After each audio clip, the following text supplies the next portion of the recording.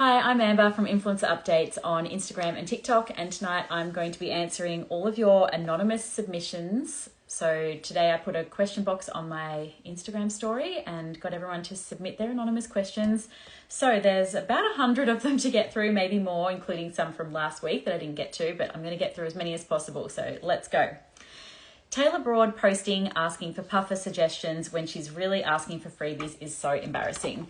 I did see that this week on her stories. So she was asking for puffer suggestions and she tagged a whole heap of brands as well. And I know that is very obvious, in my opinion. It's very obvious that she is seeking a freebie because that will go straight into the DMs of these brands, which is, yeah, it's just funny because obviously we all know she could afford that sort of thing, but it is also a clever way to market herself. I'll give her that. But yeah, it is very obvious what they're doing when they do that. Next question. Do you think deep down Indy Clinton regrets her nose job? I don't follow her, so unsure if she's spoken on it previously. I mean, she probably regrets that it's taken a while to heal and it's not turned out exactly how she hoped for. She has admitted in the last few days, I think it was on TikTok, that one of her nostrils, she was saying it's uneven, and she had previously thought that it was to do with like swelling and that once that all goes down, they'll even up again, but it is still uneven. And she said it's really weird because the side that she says is uneven wasn't actually touched during the nose job. So why would it now look different? But I don't know. I do think that her nose looks really good. It does look a little bit uneven. It definitely does. But that is only when you're looking front on. So I'm sure that over time her nose is going to change a lot still. And I'm sure she won't regret it in the future. But I think at the moment she would regret that it's like not quite what she expected immediately, if that makes sense. Next question. Are there any other influencer accounts that you recommend following? Do you follow Dutch Minty? Yes, I do follow. There's Dutch Minty. There's Aussie Influencer Watch. I'm just trying to think of ones that do post lately. I think it's just them that have been actively posting, and then obviously Outspoken, the podcast, and So Dramatic. They cover more reality stars rather than influencers, but yeah, I definitely follow those ones. And I also follow Pedestrian TV. They often post stuff about influencers, and then Daily Mail, of course. So yeah, that would be the ones to follow. Are Ellidy, Pullin and Brock, I can't remember his last name, still on? Also, her latest pod episode was so unhinged. Her and her guests were beyond drunk, in particular the Australian cricketer. Welfare thoughts. As far as I'm aware, Ellidy and Brock are still on. She still hasn't done like a hard launch of their relationship, I don't believe. But I don't think they would be off that quickly, but who knows? I did see a podcast episode of her recently. She was being interviewed by somebody and she was saying how it's really hard to date people because everyone she dates, her audience is going to be like, oh, this could be the one, and they just put so much pressure on it. And then people are saying, what about Chumpy? And she was saying she's never going to get over her love for Chumpy, and she doesn't want to compare people to him. Like, she wants a different person to him, and she wants to have a different sort of love, if that makes sense. Like, the way she explained it sounded really emotional, but just really nice. I really liked how she explained it. But yeah, okay, she was really drunk in her latest podcast. I guess she probably thinks that's funny. Maybe that's what her audience is wanting, like to see what she's like with her friends when she's drunk. I definitely think that when people are drinking with their friends, a different side of them comes out. So I think I'd probably enjoy the episode too. To just be interesting to hear. But as for welfare thoughts, I think she's totally fine. Like, she's got a lot of people around her that if something's wrong, I feel like they're the sort of people who would tell her that they're worried about her. I don't think she's surrounded by yes people, if that makes sense. Sabbi Store and Tahnee Kelland. What's your thoughts on it all? Okay, so if you're not living under a rock, you would know about this story, if that makes sense. It's been everywhere this week. So Sabbi Store is a clothing brand, and they make the very oversized t-shirts, and they're very vibrant. Like, the people who own it apparently do all of the artwork for the clothing range, but then it's come out this week that a lot of the artwork is closely inspired by many other artists, if not stolen from other artists. And there is another artist called Tahnee Kelland, and she does paintings, and she sells them for $3,000, mind you. They are quite big, but about 18 months ago, 6 months ago, a few months ago, I think it was only a few months ago, she had this big painting that she sold, and it was like two people on horses fighting each other. but it was like cool, like grungy sort of outback sort of cool. And Sabbi's store bought the painting. They bought it like instantly. Like she was saying there was so much demand for this painting, and Sabbi's store managed to buy it, like good on them.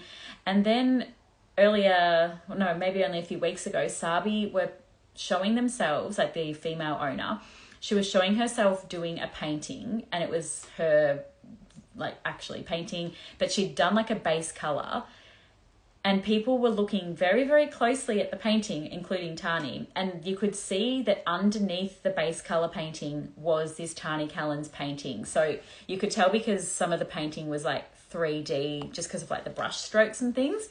And so it was very clearly Sabbi's store were painting over the $3,000 painting that they had previously purchased from Tahnee Kelland. Now, this is a copyright infringement issue, I believe. Like there's things that you can't deface a copyrighted artwork because like if that's going to bring bad publicity, I suppose, to the artist.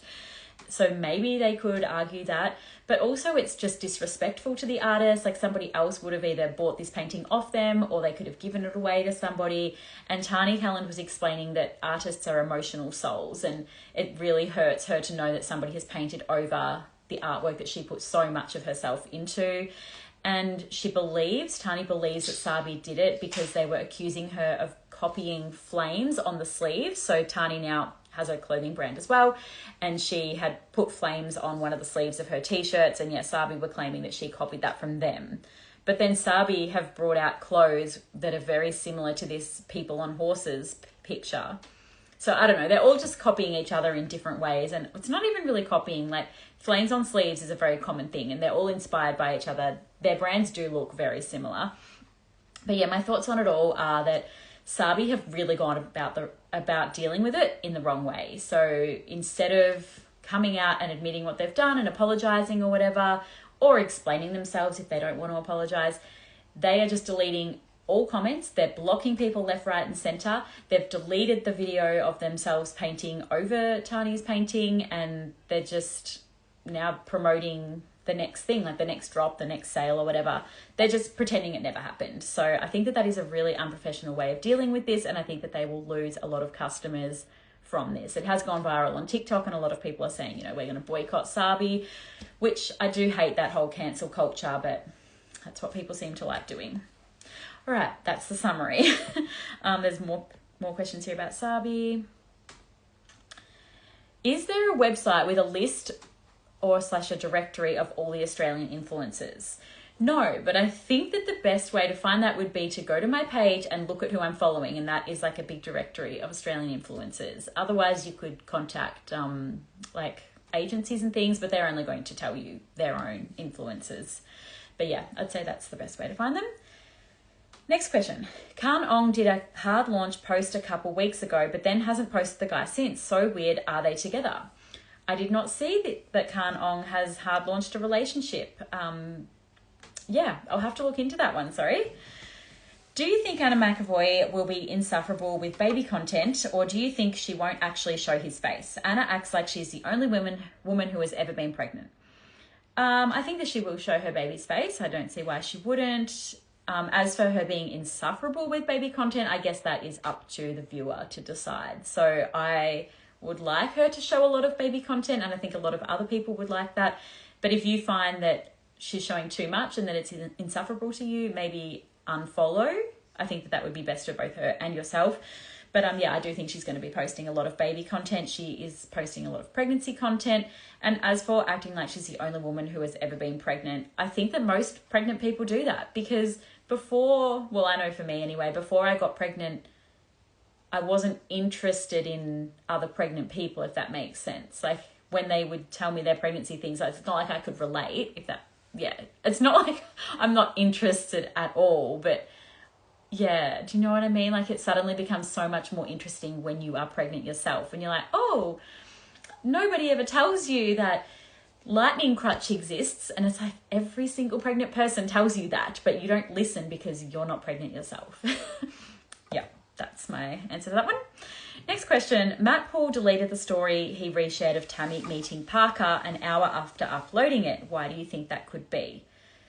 Don't know. Could be, did Tammy delete it? No, Tammy wouldn't have deleted it. I was going to say maybe Tammy deleted it and then it deleted off Matt's. But yeah, I did see this photo. I wasn't aware that it got deleted an hour later. But yeah, Matt Poole did post a photo of his daughter Posey, who is shared with Tammy, meeting his and Annalise's new son, Parker. Yeah, don't know why, unless Tammy asked him to delete it, but I doubt she would have tagged him and then asked him to delete it. But yeah, not sure. Okay, so yeah, now we're getting to Ellidy. So did Ellidy contact the company for a paid ad, or did the stars align and they randomly contacted her? Seems so weird.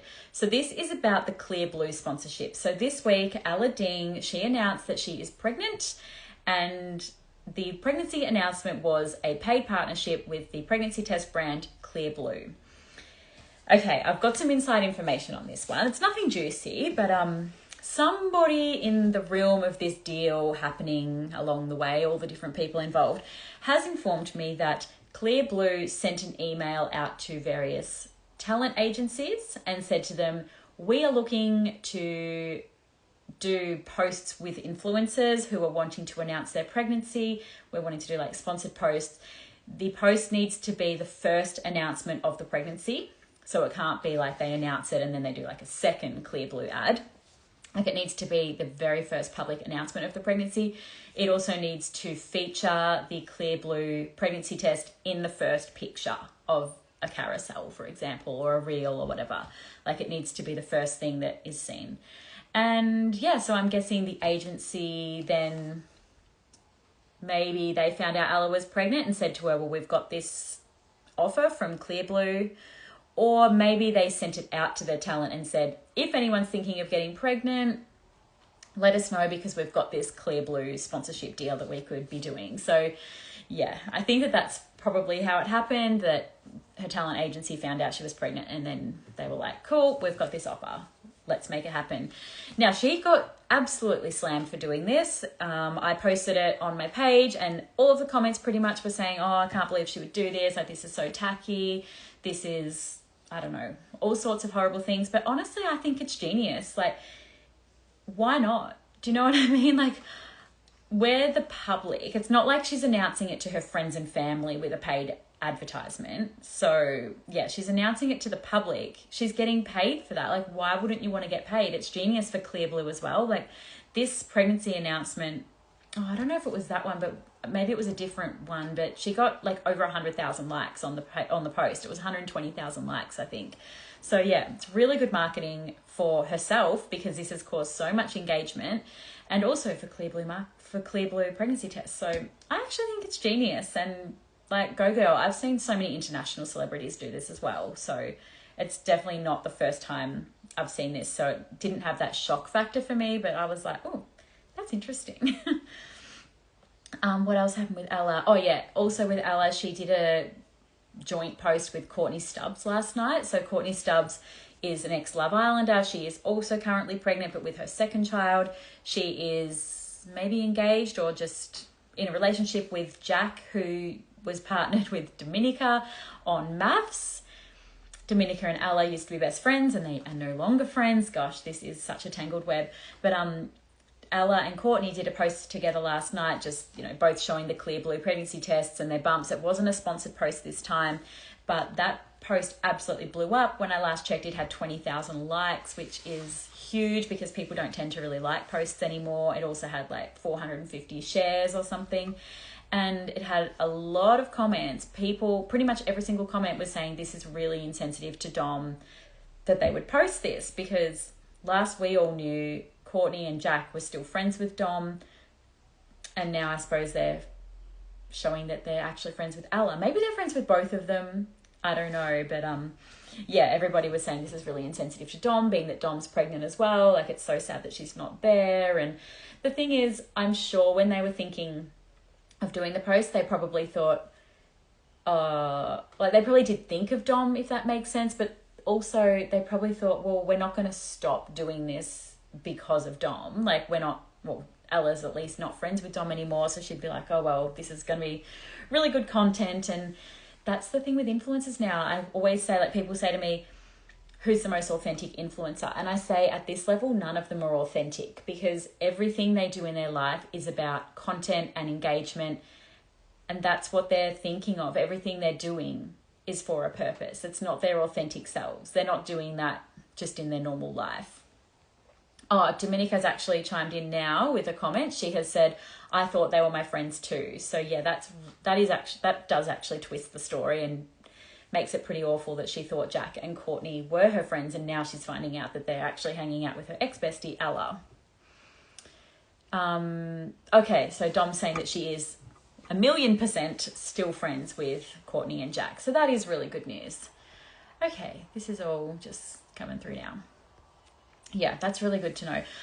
In my perfect world, Dom, you're obviously listening, I would love for Dom and Ella to get back friends. Like sometimes when you have babies at the same time, you sort of think, oh, well, it'd be nice to like catch up and talk about the same stage of babies, and our babies could like catch up and we could catch up, and you know, that'd just be lovely for them if they ended up friends again. We, of course, don't know the details as to why Ella and Dom are no longer friends. Dom does keep saying that she is going to spill the tea, but it hasn't quite happened yet. She's a busy gal. What's she saying here? Don't know why Ella is even visiting them when she never did before we weren't friends. Not going to happen, babes. She's saying that it's not going to happen, that they're going to be friends again and catch up and hang out with their babies. And then she's also said here, when you know why, you'll get it. Okay, so yeah, we need to know why they're not friends anymore. And I remember recently when Ella did her giveaway for the Land Rover, I don't know, some fancy $88,000 car, people were accusing Ella of being a scam artist. And I feel like Dom commented on there something about Ella scammed Dom. So yeah, and everyone was like, oh, spill the tea. And she's like, I will. So maybe on her podcast. She did have Mad Woman podcast, which is currently on hiatus due to being pregnant. So hopefully she'll come back with her podcast and explain all of that to us. Now she's saying everything she does is calculated. Like you said, it's all very disingenuous and it's all for clout. Yes, I do think that a lot of social media is just for clout. But also speaking of that giveaway, somebody who won the car or the $70,000 cash, they chose the $70,000 cash, by the way. And now Ella is doing another even bigger giveaway. So yeah, people are obviously buying the tickets, and this time it's a Porsche Macan that she's giving away. So that would be a dream, wouldn't it? This person is saying, I don't think that Ella and Dom should be friends again. Ella is toxic and weird. She's got that weird fake lotto, and everything she does is so pathetic and thirsty. Also, she has bad views.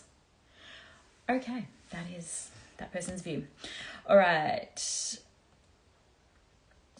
What's the next question? So some of the influencers, if I don't know their names, I don't talk about that question, if that makes sense. So always DM me if I don't answer your question, because I would love to find out who the person is and we can talk about it and figure it out together.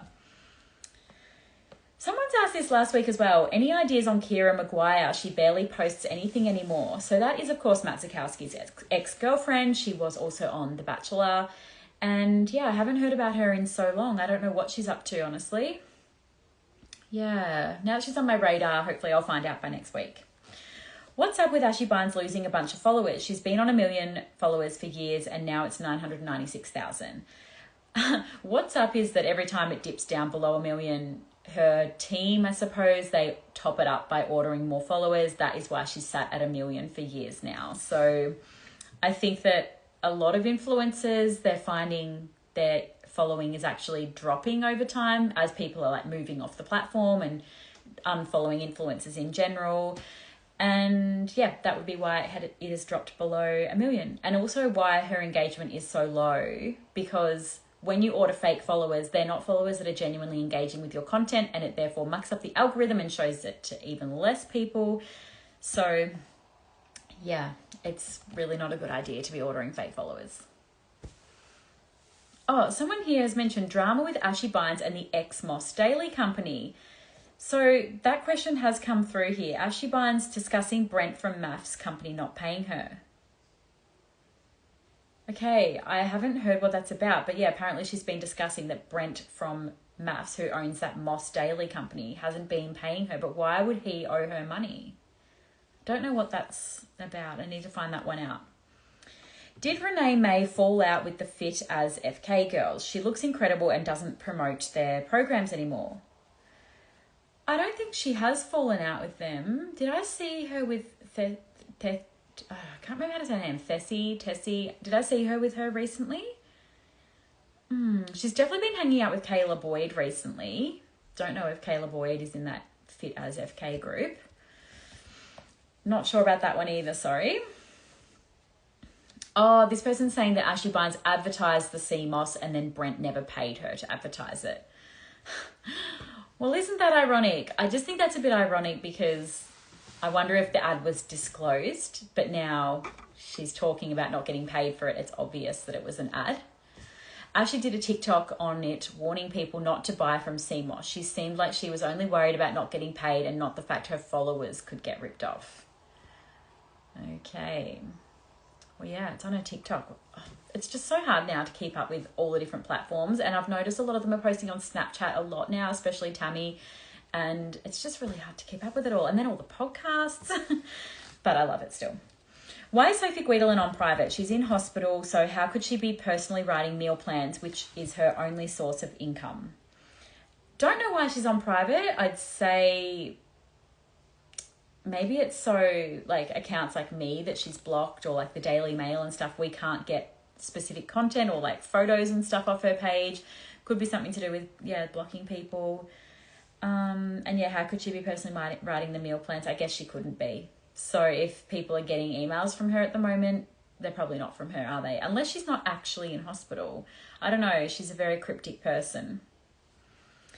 Do you think Tammy is getting closer to announcing the split? They haven't been seen together or referenced each other for ages. Well, yeah, I do think they are getting closer to announcing the split. I do believe that they have split, at least temporarily. The fact that Tammy's bestie, Isabella Laws, has unfollowed Matt, that to me is a big sign that things are not well. I think that it is really, really sad because, I mean, they've only been married a few months at this point. There's children involved. Like, it's just so sad for everybody. And yeah, they haven't been seen together or referenced each other for ages. So Matt is living back in Melbourne, as we all know. And Tammy is meant to be going to Greece for one of her, what's it called, retreats. So that starts on the 24th of May, which I think that is tomorrow? Do I have the date on this thing? Yeah, that's meant to be tomorrow. So I don't know if she's posting old content and she's currently flying to Egypt. I mean, not Greece. If she's currently flying to Egypt to start this retreat, but then the retreat has gone from the website. So maybe it's not happening anymore. And also Matt and the children were meant to go with her. So I don't know what's going on. I guess we'll see what happens tomorrow when the retreat's supposed to start. Thoughts on Sammy Guggenheimer's treatment towards her fans? Not surprised. I'm absolutely not surprised. Like, I don't think Sammy Guggenheimer is a girl's girl. She just,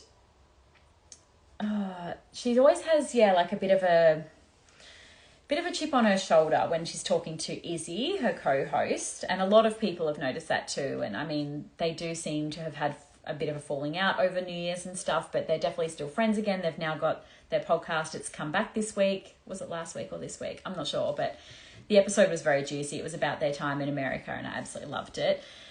But treatment towards her fans. So recently there was a fan who asked, when is the podcast coming back? And Sammy bit back at the follower saying, you've already asked this.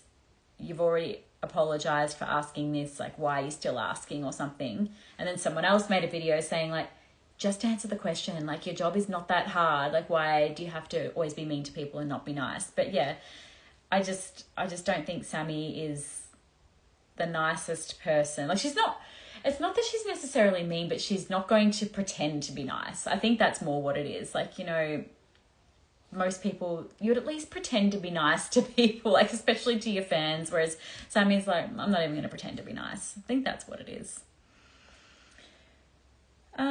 Tammy wanting more kids / being clucky when Matt can't give her any. Yeah, I did talk about this last week, but I thought the timing was very, very poor timing, given that Matt Poole, her ex-fiance, has just had another child with another woman, and Matt Zukowski has been open about most likely not being able to biologically have children with her. I just thought it was a very weird thing for her to post. It was huge for engagement. Everybody absolutely loved it, but it was just a bit insensitive, I thought.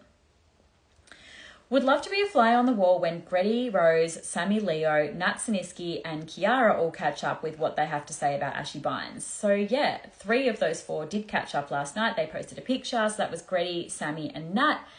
And yeah, that has gone very viral, I think. A lot of people are very interested in that photo. And I mean, if I had to pick one person, like obviously they've all fallen out with Ashy Bines, including Keira. If I had to pick one of them to hear their story as to why they fell out, I would want to know Sammy's, because Sammy was like the first one to fall out with Ashy Bines, and also people are like, oh, it was about Hideaway and releasing lip balms and they copied Breeze Balm, but it wasn't that, because they fell out from being friends probably 5 years before that. Like they have not been friends for a very long time, and I would just really love to know why. And I used to love watching their YouTube series Raw, especially season 2, where Sammy goes on like a health journey, I suppose, under the watchful eye of Ashy. And I mean, maybe it was hard truths that Ashy was giving and was probably necessary, but like I remember watching it years ago and just thinking Ashy was like needing to be a bit softer on Sammy. I don't know. Okay, Indy Clinton not showing her kids as much on social media anymore. Yep, that is true. She is not, which I think is a great thing. What's he saying? Are you allowed to say what was the most your sister paid an influencer for a campaign with Tribe? Doesn't have to say the influencer. I mean, I probably could say. I would just be guessing at this point because I can't really remember. But Brittney Saunders was definitely the biggest influencer Tribe Skincare ever paid to promote. And Kayla still credits Brittney Saunders for basically creating Tribe Skincare. Not creating Tribe Skincare, but like she was one of the first people, like right in the early days, Brittney was one of the first people to market it, and it just like popped off. Like she credits Brittney for a very successful marketing campaign, if that makes sense. And I don't know why I've got $10,000 in my head. I actually have no idea, but I don't even know what the deliverables were or anything. But I feel like I've asked Kayla before, and the most she's ever paid. No, I've just remembered. She's also worked with Shan XO, the New Zealand influencer, and she's also worked with Lauren Curtis. I feel like Lauren Curtis was the most money she's ever paid to someone. Again, I don't know what the deliverables were, but I actually feel like that was $20,000. But yeah, maybe that might have been $20,000 a month for one post. I don't really remember, but I feel like it's her. Yeah.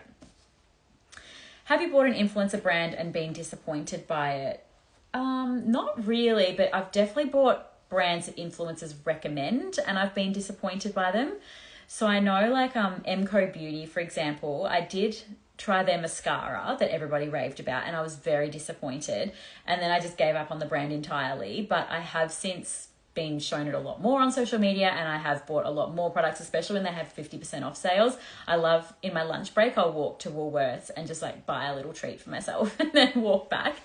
And yeah, I've definitely discovered some really good ones. What do I like? Oh, I just love how they've got, I wouldn't even say, I mean, they are definitely dupes. Like obviously that like glowy Charlotte Tilbury thing, like I've bought the dupe of that. I've got the real one as well. They are very similar, honestly. I recently bought the Miracle, sorry, I'm just looking over at like my makeup. I bought that Miracle Set Spray. So I've used that once and yeah, that was really good as well. I like that they've got so many options of blushes. Like, yeah, I don't know. I've been disappointed by some of the products, but then some of the products have been great. That was MCO Beauty I was talking about. I don't know. As you all know, I love, I use a Saint Sage serum, which is a hydrating toner, I believe it is. And I absolutely love that. I use the Anna McEvoy Goldie Bee spray tan, like the face stuff. What other brands have I bought? Oh, Hideaway. I bought heaps of stuff from Hideaway by Ashy Bines. I absolutely loved all that. There was like a heel balm or like just a moisturizer balm that I bought, and that went in the bin. I didn't like that, but they don't make that anymore. But yeah, I don't know. I'm trying to think if there's anything else I've been disappointed by. Don't think so. I really want to try Lily Brand's Chill Pajamas, but I haven't done that yet. What else have we got? Thoughts on the new hair brand Bouf, before and afters under scrutiny. People saying they're inauthentic, showing oily hair versus clean hair. I mean, yeah, it's really hard to tell when you use a hair product for 3 months how much results can you possibly see? Because your hair only grows about 1 centimetre per month. And if you're showing like all these thin baby hairs and how much they've grown in 3 months, the thickness is going to be hard to measure in that much time. But yeah, I definitely have noticed a lot of the videos, they're like parting it really dramatically like this and being like, oh, look at all that skin. And then in other videos, they're like, like, look how much it's grown back. And they're just being really soft with it. So yeah, I do think it can be definitely a bit authentic in that way. And it's one of those products where we're just going to have to try it for ourselves. I definitely want to try it. I did see that you've got to apply it morning and night. And I'm like, this is a lot. Like, to have to apply a serum in my hair or an oil, whatever it is, twice a day. I'm just not sure if I could commit to that. I don't know. It just seems like a lot of hard work. And then there's like a supplement, and then there's shampoo and conditioner and treatment. I'm like, this is a lot just for like a bit of extra hair growth. But I do think the packaging looks really cool, and the whole marketing with Indy Clinton has been really cool as well. Who was in attendance at Brittney Saunders' book signing? She seemed to have some pretty big names there. Oh, I haven't seen big names there, but I did speak to somebody who went to it and they really enjoyed it. It was $60 a ticket, and it did include a copy of her book, which sells for $40 plus $10 shipping, because you can only buy it from Booktopia, so it's a $50 book. So I thought that was extremely good value. Then there was also like canapes at the event and drinks, and also 15% off store-wide. Honestly, I don't know why I didn't go. Like, I just didn't even know it was happening, and I definitely would have gone to the Melbourne one. Like, that would have been so cool to see her. And yeah, I did read her book. I posted a review in my subscribers. My overall comment about the book is that it's very short. I was very surprised how short it was. Like, I think I read it in about 2 hours, but I read it over 3 nights and about sort of like 40 minutes each night. But yeah, it was just so short. And I just thought, like, Brittney Saunders can honestly talk underwater. She is such a good talker. And then I thought, why is her book so short? I just wish it had been a bit longer and included a lot more like personal sort of stuff rather than just business stuff. But then it was sort of like a business book, so that makes sense. And I also wish she had have spoken about more of her businesses rather than just Fate. But yeah, I did enjoy the book. It's not that I didn't enjoy it. It's just that those were some interesting observations I made. Did you hear that All Right Hey... Oh, he discussed me on his TikTok live the other night. He mentioned he thought your accounts were accurate and factual compared to other influencer podcasts. Well, that's really lovely of him. I'm really appreciative of that. But I have spoken to him in DMs a few times. I can't even remember what about. Probably just stuff that I see on his story. I'm like, that's cool. But yeah, really good. I really like that he thinks that. I mean, I do obviously make mistakes, and when I do make mistakes, I do try to clarify that I made a mistake, and I'll be like, sorry, got that wrong. This is actually the fact. But yeah, it is normal to make mistakes. We all do that, and that's okay. Did Ashy Bines take over Hideaway from her mum? I remember it was always her mum's side hustle, then suddenly Ashy dropped all her other brands and just took over. Yes, it did start with her mum. She actually posted something really cool today, or her marketing team did, and it's like a timeline of what the brand looks like now, and then over the years, like you flick through, and each year what the branding looked like. So I believe she started it in 2016, so her mum had it back then, and it was like handmade at her house.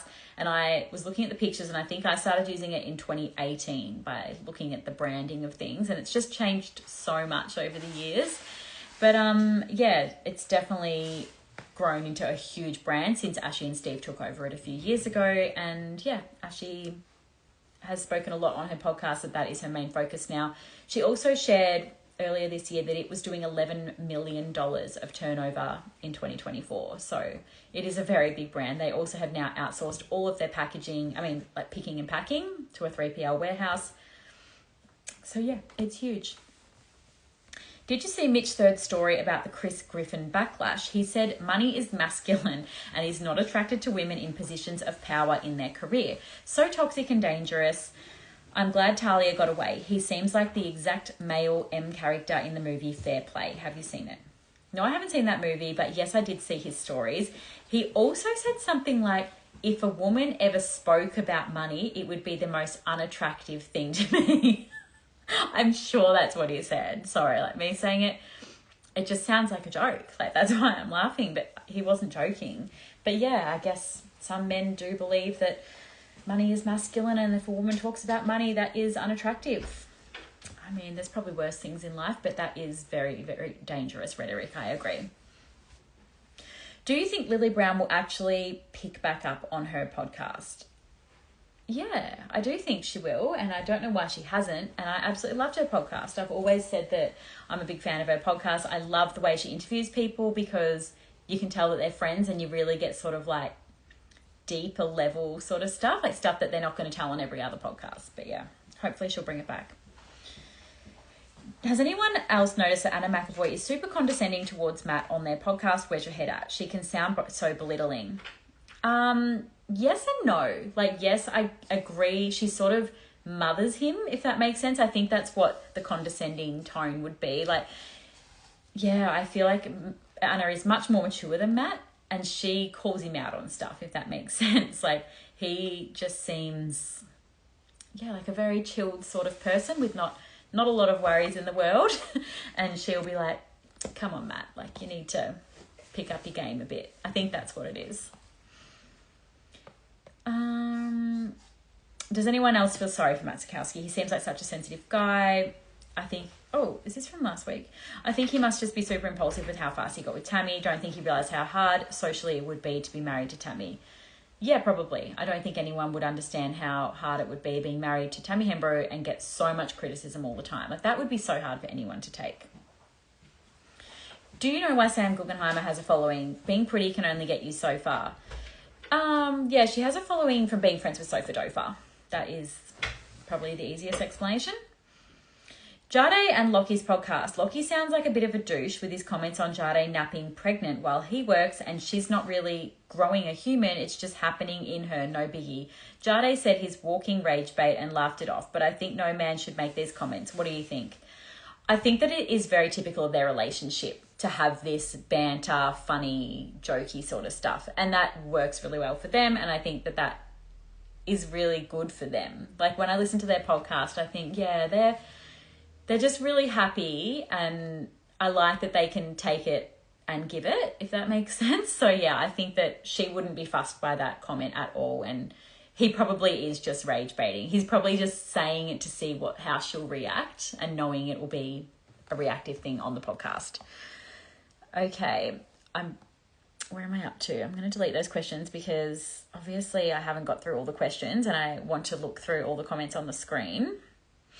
But I'll answer the rest, I think, in subscribers. So yeah, that'll be how I'm going to finish all that off.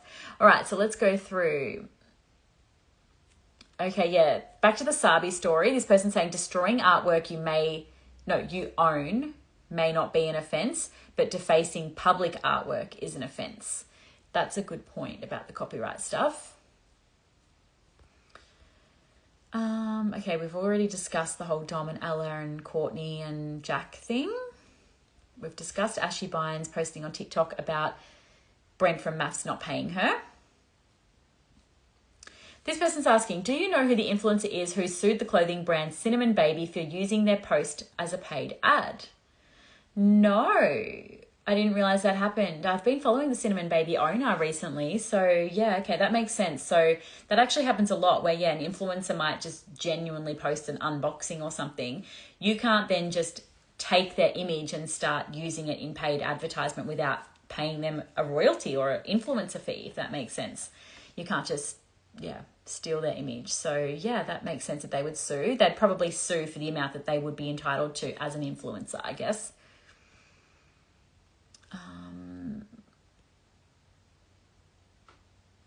This person's saying that Matt spoke about Tammy in his recent podcast interview. Yes, he did, but I'm guessing this was pre-recorded, this podcast interview, the Inherited podcast. I imagine she batch recorded a whole heap of interviews. Yes, I don't think that would be recent. It's really hard to know because also Matt is currently posting pre-recorded content on his own podcast. And again, he's talking about Tammy, but it is pre-recorded. Matt posted a pic to his stories today with his wedding ring on. However, the pic screamed, message me if you're up for it. Oh my gosh, no, it absolutely did not scream that. I don't think he wants random people to message him. No, I don't think so. Do you think Claudia and Austin have broken up? So they are also ex-Love Islanders. I don't know. I don't think so. I haven't heard anything. I find that I often get this question though. So they must go through periods where they don't post each other much. This person, Dutch Minty, is saying, I truly don't know why anyone would follow Sam unless you're hate following her or using her as pro Anna. Sam Guggenheimer, that must be. Okay. Well, I follow her. I find her really interesting, mainly because her life is just so different to mine. And same with like Izzy, like when they talk about stuff that they're doing in their early 20s, I sort of think back to when I was in my early 20s and just their lives are just so different. But I also think about my children, what their life might look like in their early 20s. And I find that really interesting just to see a completely different viewpoint to my own, if that makes sense.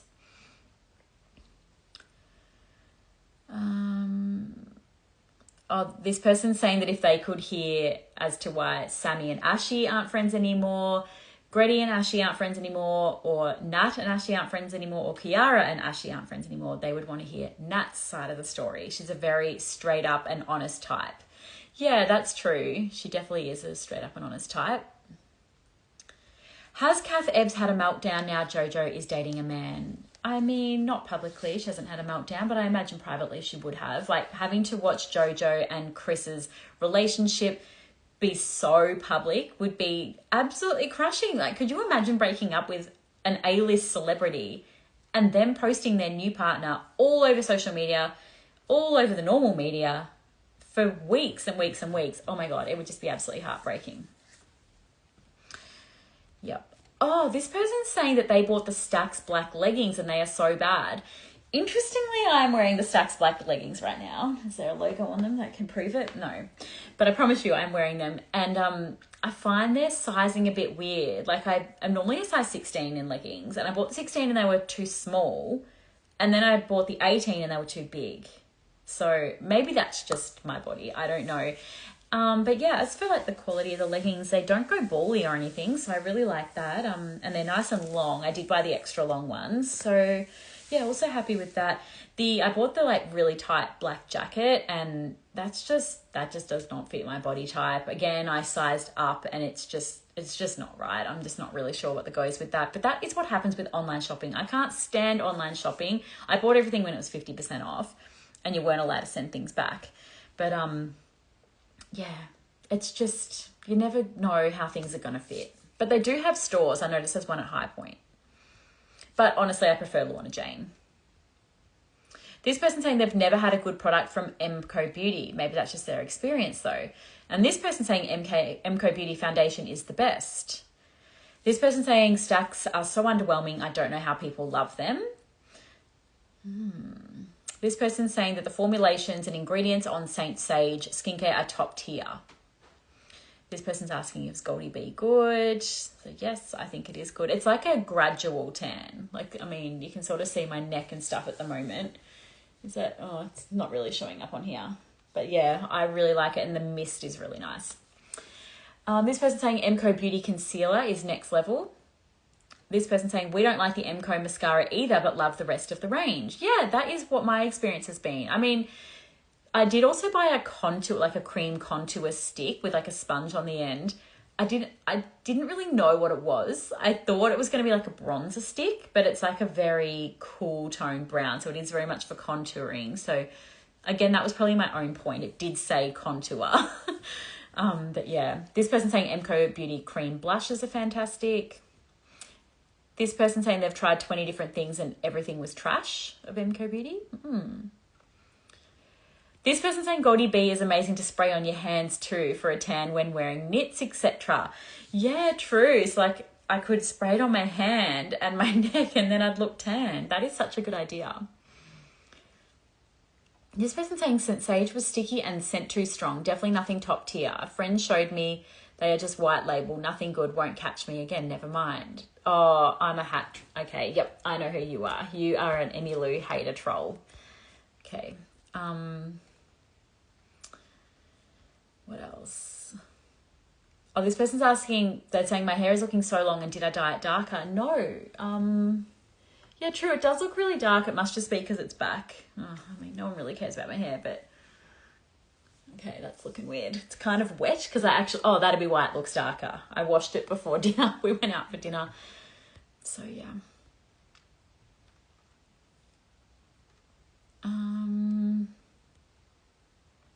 Did influencers have to pay to attend Brittney's book launch? Wow, the TikTokers underselling that. I don't believe they would have. I believe she would have invited famous friends complimentary. Why has Hideaway discontinued their fragrances? I don't believe they have. They've just moved them from white bottles into black bottles. No, black bottles into white bottles.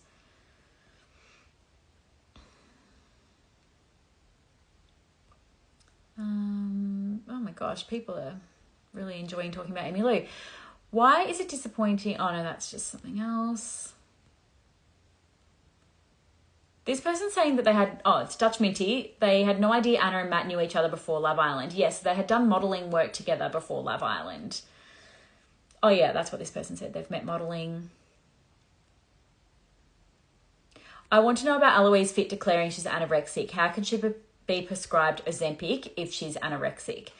I guess I did see that story and I think, real, I think it was. And I think that probably the definition of anorexic would be starving herself because of body related things. I don't know, but like she was saying that like she won't eat all day and then at night she'll just be so hungry and then she'll like binge eat, I think she was saying. So she's anorexic, not eating in the day. So she would probably have anorexia and binge eating disorder. She has mentioned before that she had binge eating disorder and maybe prescribed Ozempic. Well, yeah, you would think that that would only make the anorexia worse. I don't know. Would you want your child to become an influencer or would you be against it? No, I would not want my child to become an influencer. I think that, yeah, like having so many people know all of your private details would be a really horrible thing. Every single influencer has severe anxiety and severe insecurities, it seems. So yeah, I wouldn't want that. Like I get financially it would be good, but yeah, it seems like a very mentally difficult career.